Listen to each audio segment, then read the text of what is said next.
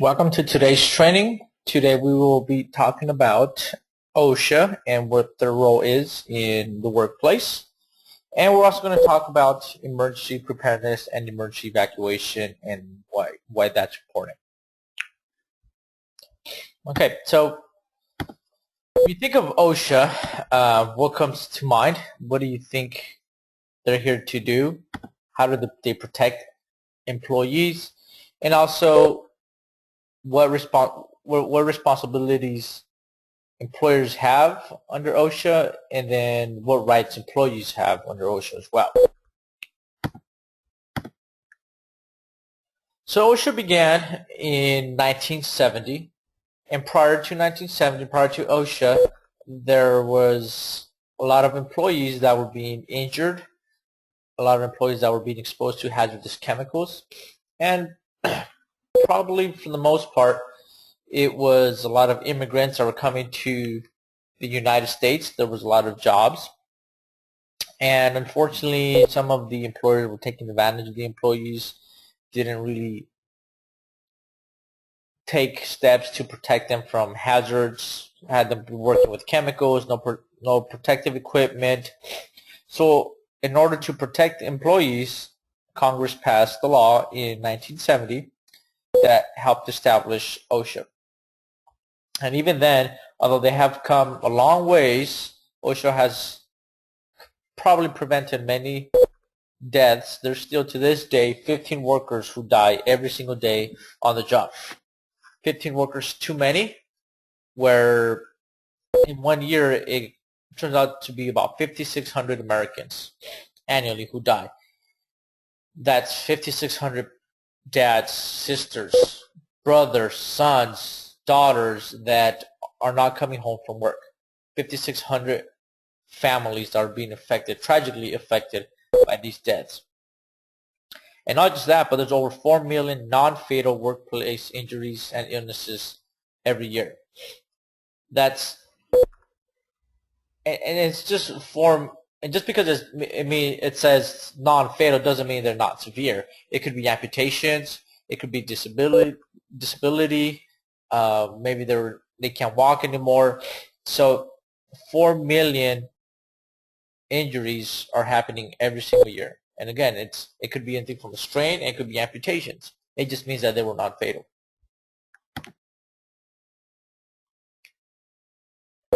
So just ask yourself, when during your work experience did you first hear about OSHA? Did you know what they were for? Is it just like a safety police there to find the clients or the employers? What did you think about OSHA? Were they helpful? Were they a nuisance? What do you think OSHA's job is? What do they do when they go to the workplace?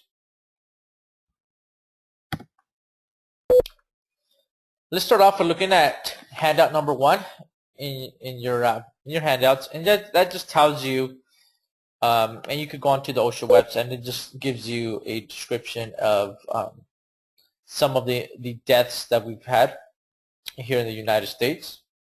And just take a look. Which one of those injuries could potentially happen in your workplace? Is it the same industry that you worked on before? Do you have some of those hazards where you're at?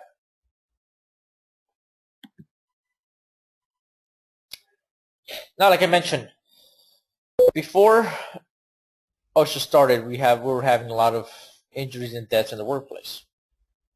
So OSHA, the OSHA Act, was signed by President Nixon in 1970, and that act established OSHA, the agency, and they started on April 28th, 1971. Now, OSHA does protect employees, and they do make sure that employers are protecting the employees, but federal OSHA does not apply to or cover every single employee. For example, here, worker number 1, Harry Adams, a miner at Below Ground Incorporated.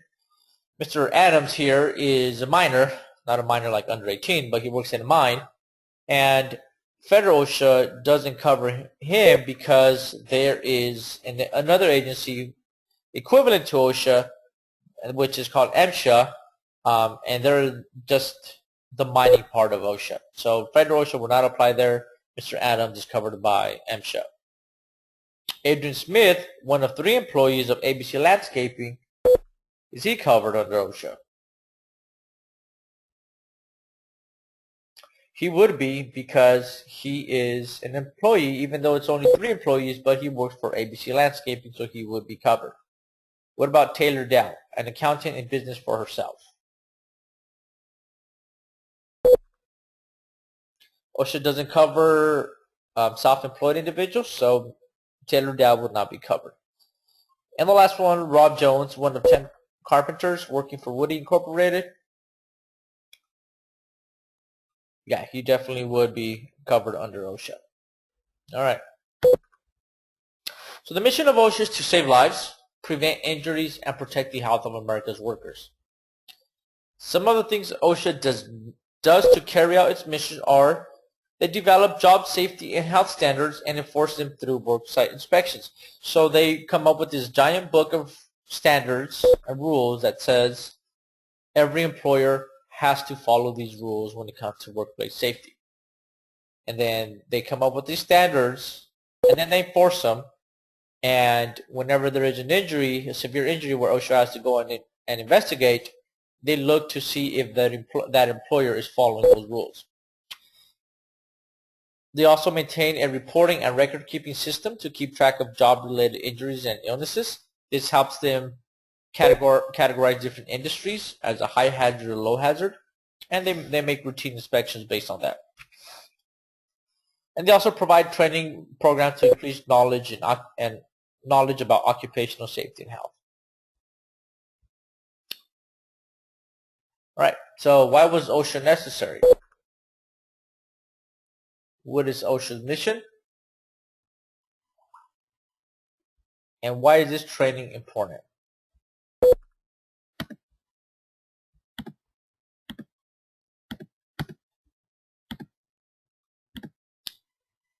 Okay, so under OSHA, the OSHA Act, an employer has different responsibilities under this. So you have the right to a safe and healthful workplace. I'm sorry, not the employer. The employee has rights. The employee also has the right to know about hazardous chemicals in the workplace, information about injuries and illnesses, complain or request hazard correction from the employer. The employee has the right to be trained, has a right for hazard exposure and medical records to ask for it, file a complaint with OSHA, participate in an OSHA inspection, and then be free from retaliation for exercising any of the rights here. And if you look at handout number 2, that is a copy of the OSHA poster. That should be posted somewhere in your workplace where the employees have access to it. By law, it has to be there. So if it's not there, you need to request a copy or talk to your client and ask them that, if they do have a copy or they need to order one.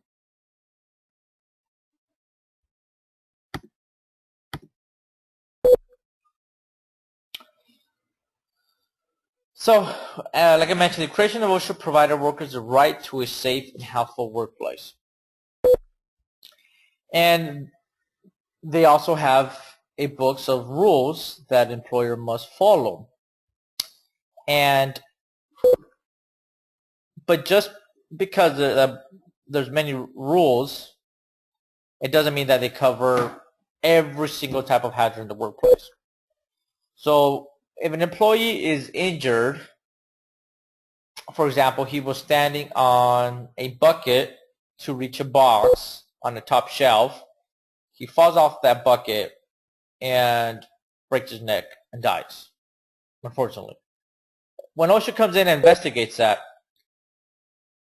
the employer could say, hey, there is no rule or standard in the standards book that says that my employee cannot stand on a bucket, which is true. However, OSHA has a general duty clause, which is this here, and that general duty clause says that each employer shall furnish to each of his employees employment and a place of employment which are free from recognized hazards that are causing or are likely to cause death or serious physical harm to his employees. So this is what we call the general duty clause, and it's pretty much a catch-all. So if it's not on there, the OSHA inspector will use this to cite the employer. Employee has the right to know about the hazards or the hazardous chemicals, because every employer must have a written, complete hazard communication program that includes information on container labeling. It has to have the material safety data sheets and worker training. The training must include the physical and health hazards of the chemicals and how workers can be protected themselves. So pretty much every single employer has to have a HazCom program which informs the employees what chemicals are in the workplace. And if you look at handout number 3, that is a copy of one of the MSDSs for a chemical. And it pretty much just tells you all the information on that chemical, what type of hazards there are, first aid measures, is it flammable, what type of PPE you should wear when handling that chemical. So that's a copy of an MSDS, which should be in the MSDS binder and also accessible to the employees. You have the right, an employee has the right to know about injuries and illnesses. OSHA's record-keeping rule requires most employers with more than 10 workers to keep a log of injuries and illnesses. This is usually called the 300 log. Workers have the right to review the current log as well as the log stored for the past 5 years. Workers also have the right to view the annually posted summary of the injuries and illnesses, which is the OSHA 300A or the OSHA summary.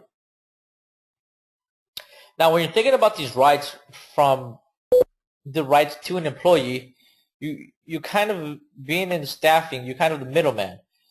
You have to make sure that the employees, temporary employees at your site, are able to exercise these rights whenever they want. And at the same time, when we get to the employer responsibilities, you have to make sure that the client is also doing their responsibilities under the OSHA Act as well.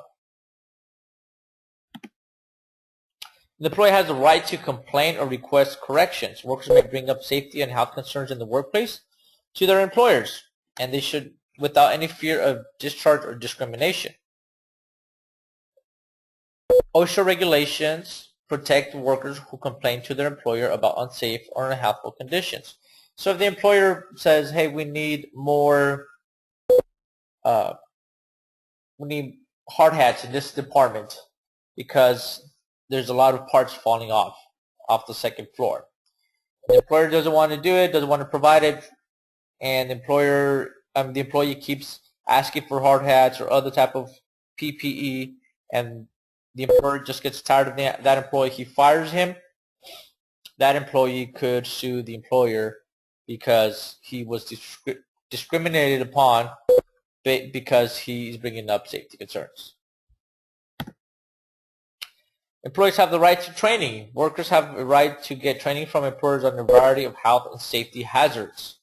And they should be getting trained on various items in the workplace, from chemicals to the machines that they're going to be working with, to emergency preparedness, which we're going to talk in a little bit, what to do in case of an emergency, and other topics like bloodborne pathogens, lockout, tagout, confined spaces, if that applies to you. So training is very important, and it has to be documented, because if it's not documented on paper to OSHA, it never happened. Employees have the right to examine exposure and medical records.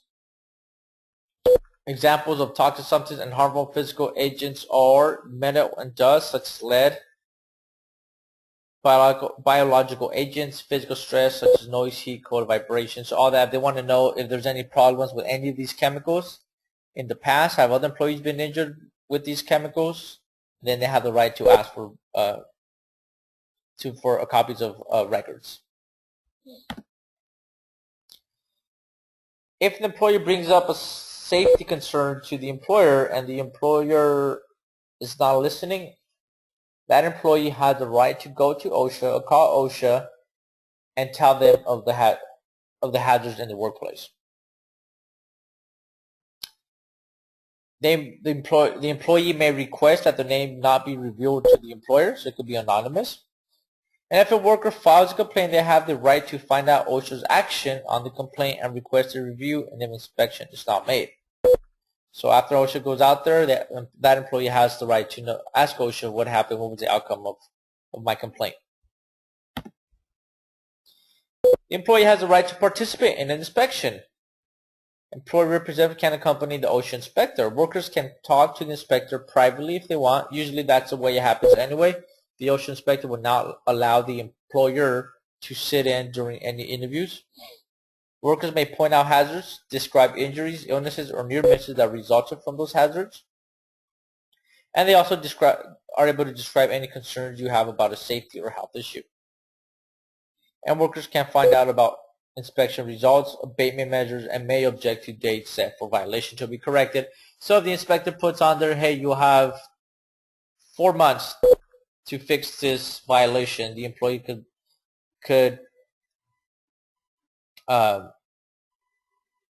say, no, you know what, I think 4 months is too long, there's too many people being exposed to this hazard, please, let's make it 2 months or 3 months instead of the 4 months. Again, the employee has the right to be free from retaliation. Workers have the right to be free from retaliation for exercising safety and health rights. Workers have a right to seek safety and health on the job without fear of punishment. And workers have 30 days to contact OSHA if they feel that they have been punished for exercising any of their rights. All right. So, question for review. What does an MSGS tell you? What are some worker rights related to injury and illness reporting? And name some standards or hazards where workers must be trained on.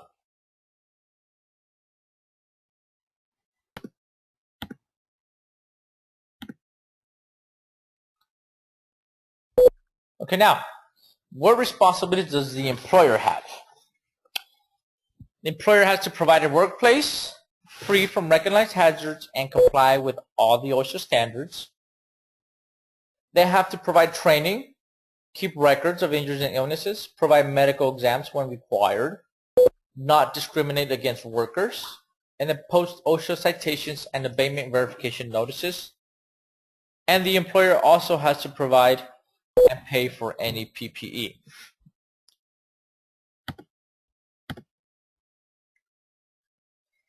So when it comes to record keeping and reporting, employers must report each worker death, report each incident that hospitalizes 3 or more workers, maintain injury and illness records, inform workers how to report an injury or illness, make records available to workers, allow OSHA access to records, and then post the annual 300 summary. And if you're not familiar with the OSHA 300, go ahead and look at handout number 6. And that's pretty much what it looks like. It tells you the information for the employee name, where it happened, how it happened, was it an injury, an illness, were they off of work, were they on work restrictions, and if they were, how many days. It gives you all that good information. It also gives OSHA that information if they ever want to find out.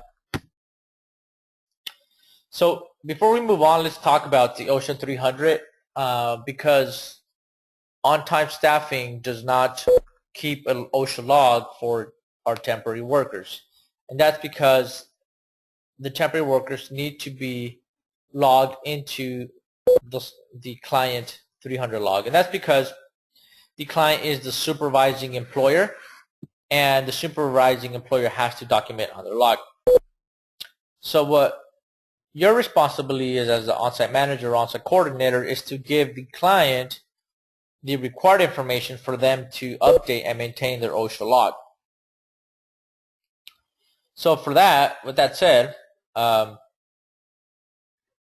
a weekly basis, you should be weekly or monthly basis, however the client wants it, you should be giving them all the information. And that should be in the safety folder. So Enter weekly all recordable injury detail on your facility spreadsheet located on the iDrive. Update spreadsheet on an as-needed basis, but at least weekly.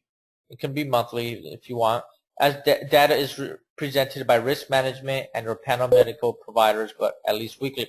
So whenever you go in there to update it, it's better. If you have somebody on modified duty, it's probably better if you do it on a weekly basis. That way you don't have to go back and count how many days it's been on modified duty for that month. It's easier every week. And coordinate with risk management in determining OSHA recordable events. So if you're not too sure if it's a recordable or not, should it even be on that log, go ahead and reach out to risk. And then send the OSHA 300 spreadsheet on a weekly basis for the prior week ending via email to the designated client representative.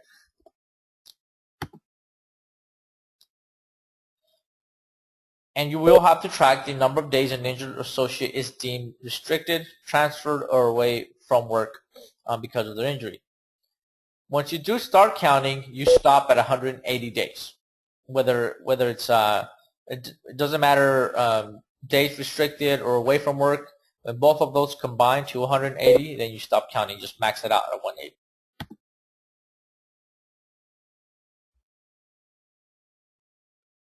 On a weekly basis, risk management safety will review the data reports on file to assure the accuracy of the data. All OSHA data reports need to be updated by the close of business every Friday and sent to the designated client representative, and they will be stored in the iDrive under safety folder. And this is a copy of one of the spreadsheets of the information that we sent to the client. So here we would put the date of injury, the name of the associate, the department or location of the injury, whether the injury or illness, how many total days they've been on light duty, did they have any lost time, and you put how many days there, when they started on light duty, and then when they were released back to full duty. And pretty much every single case you have on here is already going to be a recordable anyway, and then you put a description on here of the injury. And this is the form that you give to the client, and then the client will update their log accordingly. When we talk about OSHA recordables, what makes it a recordable or what will make it go on the log? So a recordable would be any loss of consciousness, any days away from work, job restrictions, job transferred, if they had stitches or staples, that's a recordable. If they were given prescription medication, any fracture, work-related hearing loss, work-related illness, or needle sticks. So, and just because they go to the clinic to get medical treatment, it doesn't mean they're going to be a recordable right away. On the right-hand side, this category here is just the first aid, and so if they receive any of this on the right, it is not a recordable. So, cold therapy, removal of splinters, eye patches, use of finger guards, or drinking liquids to reduce heat exhaustion, those are not a recordable. It's still only a first aid. And the difference between an injury and illness, pretty much an injury would be to the outside physical body of the employee. An illness will be more internal. For example, injury would be abrasion, lacerations, or an amputation. An illness would be skin disorders, hearing loss, respiratory or poisoning. That would make it an illness. So if the doctor orders a work restriction and as a result the employee cannot perform even one routine function of the job, it's a recordable. For example, if you have a material handler who has to pick up boxes that weigh 25, 30 pounds, and he comes back from the doctor and says he cannot lift more than 10 pounds, that is a recordable because the employee cannot perform even one routine function of their job, which was to lift those boxes. And what do they mean by routine? The routine function is defined as something the employee normally does at least once a week. Now, if you have, for example, an office employee or data entry employee who's injured, and normally they don't lift more than 5 pounds because just maybe copy paper that they have to lift, one pack, and they come back with a restriction of no lifting over 15 pounds, is that a recordable? In that situation, it would not be recordable because that employee never has to lift more than 15 pounds. So it's not recordable. It's not the routine function. In the event the employee is injured to the point where the physician removes him or her from work in any capacity, this should be tracked as days away from work, and that would automatically make it a recordable. If the employee is voluntarily removes himself or herself from work, it is not considered days away from work. So if you have an employee on modified duty of no lifting more than 20 pounds, we have a modified duty position available for that employee, and say the employee the next day calls and like, you know what, I'm still sore from my injury, it hurts, I can't go to work. That is not considered days away from work because that employee removed himself or herself from work. We had the work available. He just chose not to come in. It is possible to have both out of work and restricted / transfer days on the log. So maybe the employee was off of work for the first 5 days, and then they come back with restrictions. You would have both days away from work and restricted work. But again, you stop counting after 180 days. They both combine 180 days. And you do count every single day, calendar day, weekends, holidays, everything. And then you start counting from the day after the injury. Okay, so back to employer responsibilities under OSHA. Employers are required to provide and pay for any PPE. So if they require gloves, the employer has to provide it and pay for them. They cannot allow the employee to bring their own gloves. That's only if they're required. If they're optional, say, we give them material handling gloves as an option for material handlers, then although we still provide them free of charge, that's fine. But some employers say employees want to bring their own gloves, then we're not required to pay for those gloves because it's an option.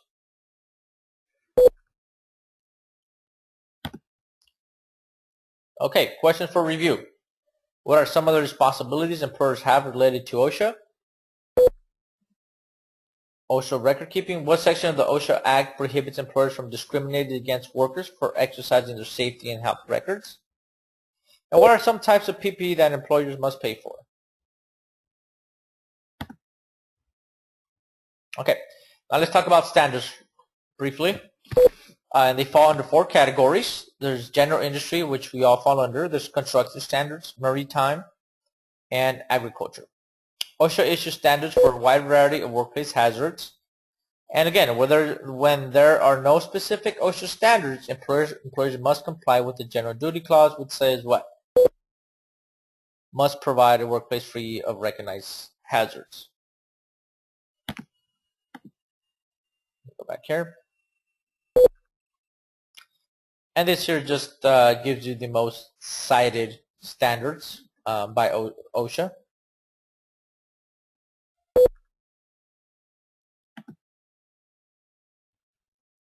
Okay, so if you look at handout number 8, you can see how it's broken down by parts and subparts. For example, what is the subpart for personal protective equipment? Oh, what about the subpart for machinery and machine guarding? And that's where you would be able to look for those standards. And you can find that online on OSHA.gov. It gives you all those standards there. And what topic does 1910 subpart H cover? Or if an employee wanted to know about, we'll say, fire extinguishers, what subpart would you go to?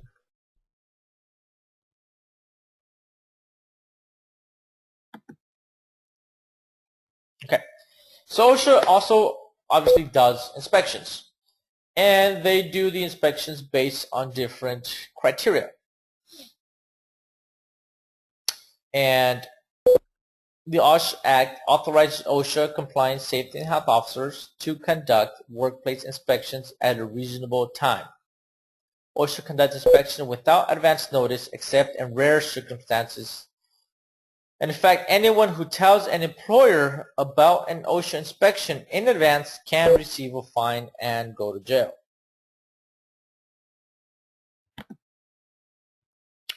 And the priorities that the OSHA inspector will conduct inspection is based on these categories here.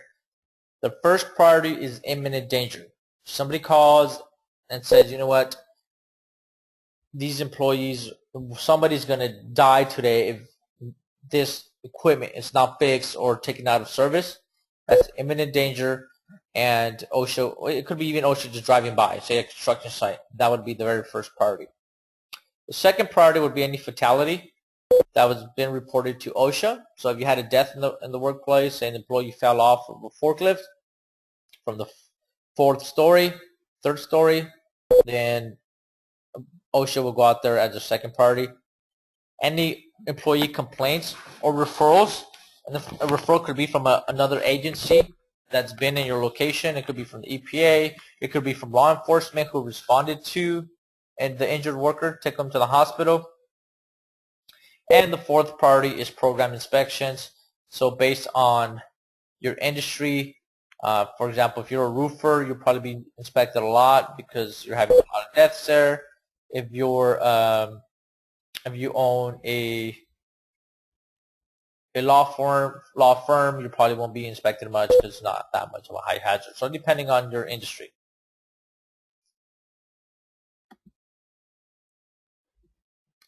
And when OSHA conducts the inspections, they give citations depending on the violation that they find. And the first type of violation would be a willful. A willful violation is when the employee intentionally and knowingly commits a violation that the employer commits with plain indifference to the law. So they purposely put the employees at risk. They don't care about safety. They just want production.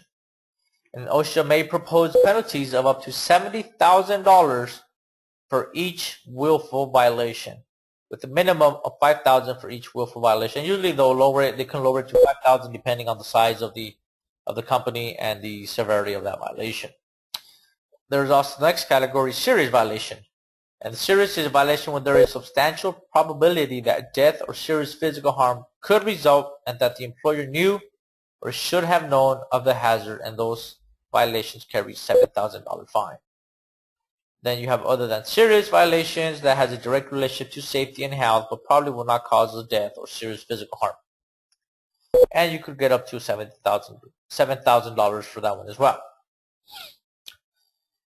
A very expensive one would be a repeat violation. And repeat violation is whenever OSHA already had visited you, they cited you for something, and then they go back a few months later and you still haven't fixed it, even though it's a other than serious violation, which is not that big of a deal, but because you didn't fix it, now it's a repeat violation.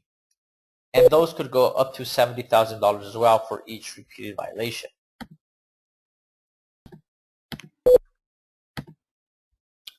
Okay, so what should you do? OSHA shows up, or the client tells you, hey, give you a heads up, OSHA is going to come visit today, do an inspection, or OSHA is here right now. Your first phone call should be to Gina or Scott immediately once you are notified. And do not answer any questions by an OSHA inspector. If they do show up all of a sudden and you don't have time to call Gina or Scott, then you let the inspector know that you have to contact your corporate office, and you have to get the safety manager or safety VP of safety on the line before you could answer any questions. And if OSHA requires any information, it should be stated in writing. Usually we give you a document request form of what information they need. And if you can, just simply hide in your office. Do not go out on the floor. Do not talk to the client. Do not go up to the office with the OSHA inspector there. You know, out of sight, out of mind, right? All right. So give an example of a reason why OSHA would conduct an inspection at your workplace. And what are the types of OSHA, what are different types of OSHA violations?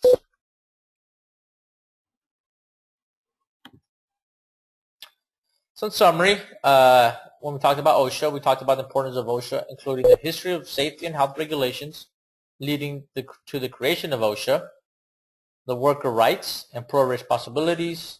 We briefly cover some the standards, what they look like, and OSHA inspections. Okay, so now we're going to go into exit routes, emergency action plans, fire prevention plans, and fire protection. And why are these important? Well, first of all, we want to minimize fires in the workplace, but just in case if we do have a fire, what should we do? What actions should the employees take? And besides fires, these are the reasons why we would have to evacuate the building. So we'll talk about that as well.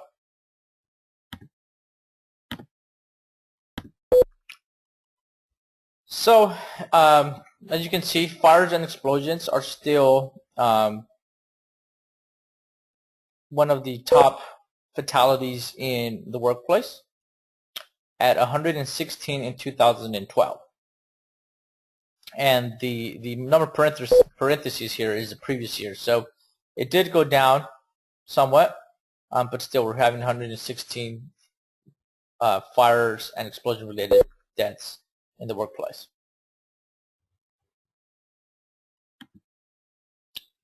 Right, so fires and explosions kill more than 200 and injure more than 5,000 workers each year.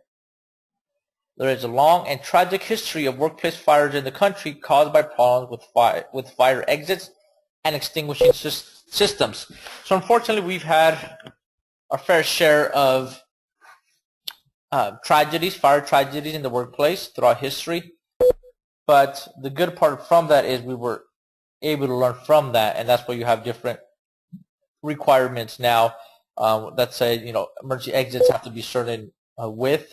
The doors have to open a certain way. You're not allowed to lock exits because of these tragedies. It also requires employers to provide proper exits, firefighting equipment, and employee training to prevent fire deaths and injuries in the workplace. Exit routes. An exit route is a continuous and unobstructed path of exit travel from any point within a workplace to a place of safety, including refuge areas. So it could be indoors for severe weather, and then for the most part, it's probably going to be outdoors to evacuate the building. And the exit route consists of three parts, which is the exit axis. It's how you run down the hallway, down the aisles. That's your exit axis, your way to the exit. The exit would be anything that separates you from, I guess you could say, from harm's way. And then the exit discharge is the actual door that would take you outside of the building. So if you're in the little drawing, we talking about these two employees here. The exit axis is this area here. The exit is this red line here that leads them, that separates them from the fire out here and other locations, and then that leads them outside to the exit discharge. Some exit route basic requirements. Exit routes must be permanent, and there must be enough exits in the proper arrangement for quick escape. So just because you have two exits in your workplace, it doesn't mean that you have enough. What if you have 100 people at work? They're not all probably not be able to get out in a timely manner with just two exits there. So you have to have enough exits. They must be separated by fire-resistant materials.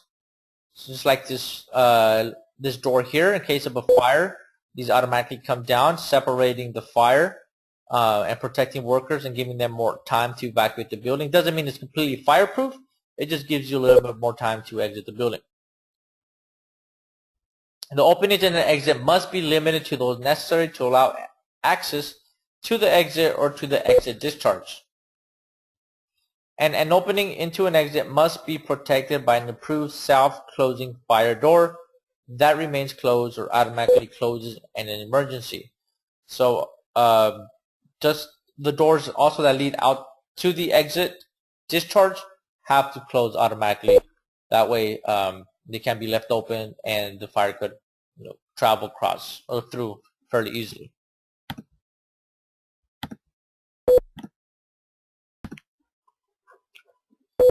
So your exit discharge must lead directly outside or to a street, walkway, refuge area, public way, or open space with access to the outside that is large enough to accommodate all building occupants.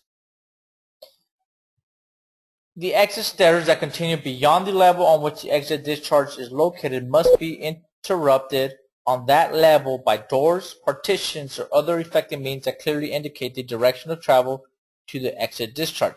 So if you think about a hotel or a hospital, whenever you use the stairs to go up or down levels, every single story would have, or level would have, a door. So that's what it's talking about. Each level has to have a door so that in case of an emergency or a fire, the occupants could go down the stairs and the fire would still be enclosed inside of that fire-resistant door. So that way, if you're on the 4th level and the fire is on the 3rd level, you're protected on your way down through the stairs. Exit doors must be unlocked, must be able to open from the inside at all times without keys, tools, or special knowledge. You can unlock them. Devices such as a panic bar that locks only from the outside is permitted. They must be free of any device or alarm that could restrict emergency use if the device or alarm fails. So if it's supposed to open only in emergency with an alarm, there should be a way that in case the alarm fails or doesn't open the door automatically or unlocks it automatically, there should still be another way to be able to open it.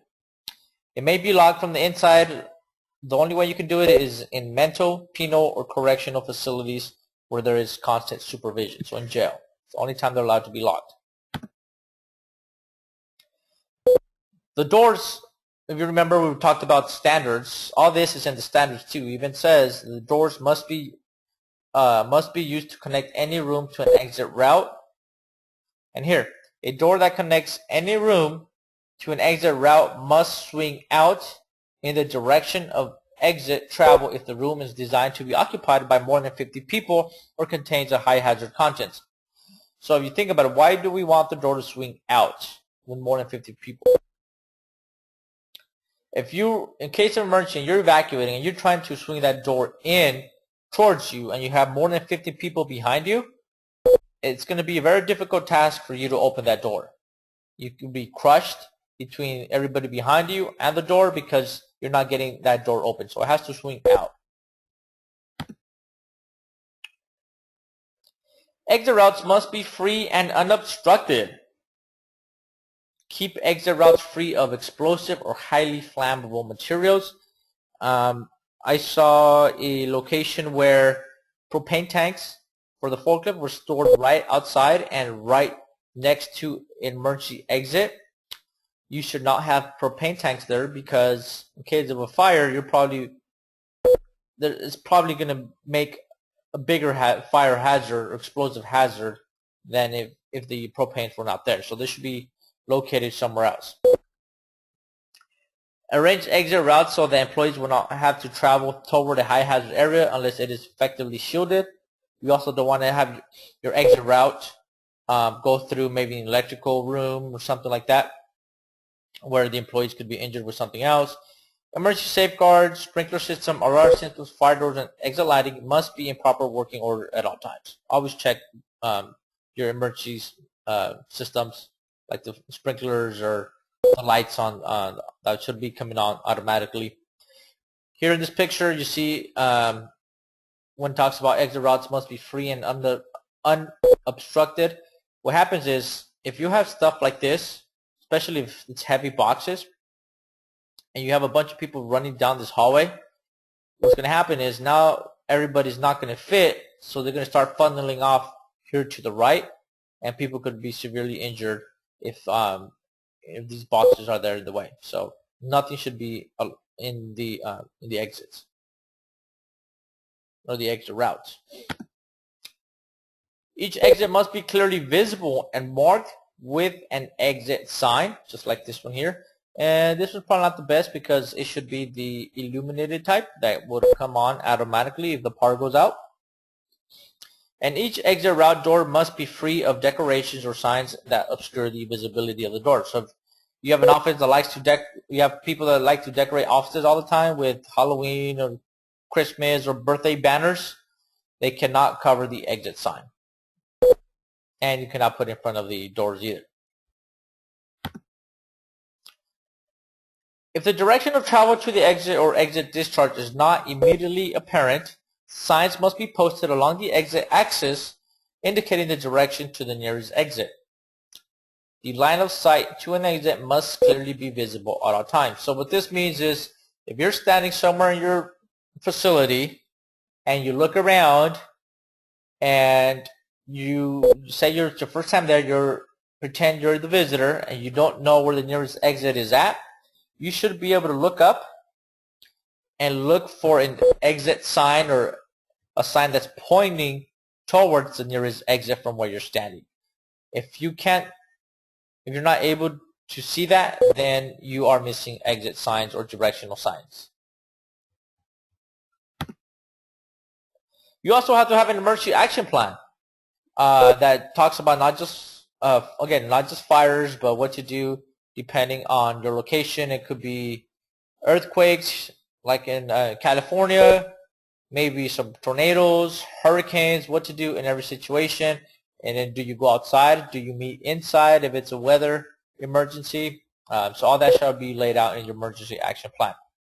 And it describes action that must be taken to ensure employee safety in emergencies. It includes the floor plans or maps which show emergency escape routes. And then tells employees what actions to take in emergency situations. Also, there's some employees that have responsibilities. So in case of a fire, maybe they have to go shut down certain equipment, or an earthquake, they have to go power down certain equipment. Other employees, maybe managers, have to walk around to make sure all the employees have left the building. So all that has to be spelled out again in the emergency action plan.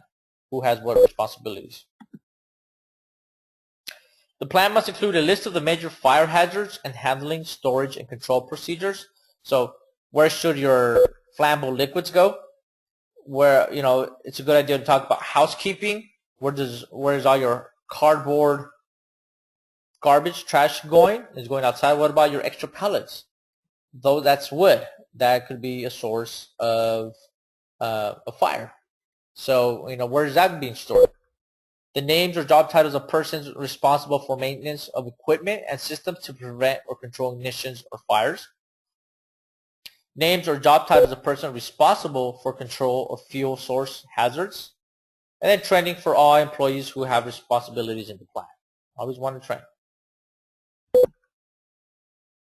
When it comes to portable fire extinguishers, these have to be easily accessible to employees in case of a fire. That way they're able to quickly get to them and hopefully quickly get to the small fire and be able to put it out.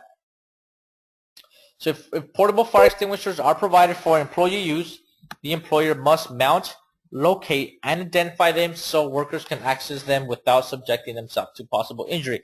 So you don't want to put a fire extinguisher in between racks, somewhere where the employee will have to, jump through boxes and sprain an ankle, hit their head somewhere. It has to be easily accessible. You have to identify them. So if you have a fire extinguisher on the wall, you should have this fire extinguisher sign, which tells employees or workers from a distance that there is a fire extinguisher located there. However, if you don't have a fire extinguisher there, or you removed it or changed locations, you need to remove that fire extinguisher sign, because you don't want to lead an employee in that direction during a fire, and then when they get there, they're going to be a little disappointed because it's no longer there. Like here, you cannot see this fire extinguisher. This should be clearly visible. And then here, these boxes or what these cabinets, whatever they are, should be moved, because now that fire extinguisher is not easily accessible. Employees could trip over these and injure themselves if they're trying to get access to that fire extinguisher.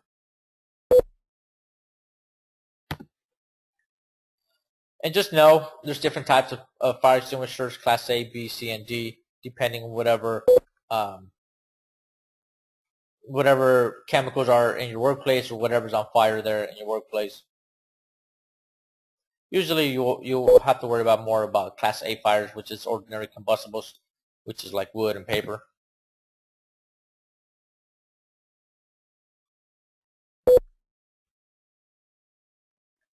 We won't worry about this one here. Okay, so maintaining portable fire extinguishers you must maintain in a fully charged and operable condition. That's why the inspections are very important.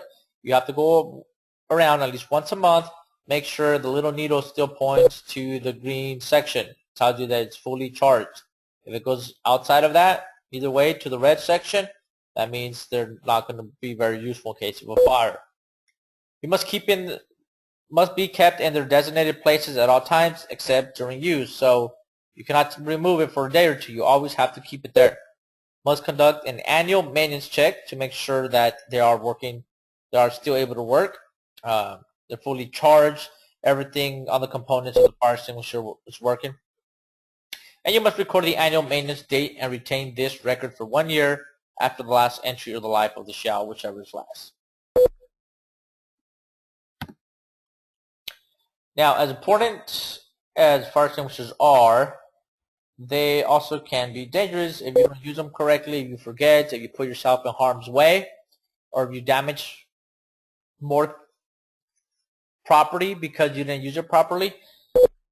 So because of that, OTS employees are not authorized to participate in fire extinguisher training, and OTS employees are not allowed to use fire extinguishers.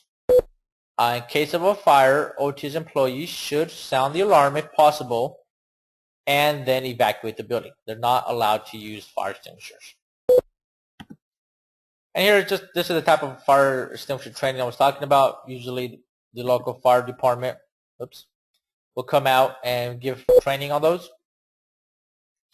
So where portable fire extinguishers have been provided, so if the client's providing those, they should be giving training to their company employees on how to use them. But again, remember, OTS employees are not to use fire extinguishers. So if they want to provide that type of training for everybody in the facilities, please let your client know that OTS employees are not allowed to participate. All right, let's see if you're paying attention. Name the 3 parts of an exit route. What is the purpose of an emergency action plan? And then what type of fire is a Class A fire extinguisher used for? So now in summary, when it comes to emergency preparedness, there must be enough exits in the proper arrangement for a quick escape. Exit routes must be marked, lighted, free of obstructions, and locks must not be used to impede or prevent escape. An emergency action plan and a fire prevention plan must be in place. Fire extinguisher classes and numerical ratings help a user understand its capabilities. And then fire extinguishers must be inspected, maintained, and employees must be trained in how to use them, except for OTS employees who are not allowed to use them, right? And that is it. Well, thank you for your time. If you have any questions on the OSHA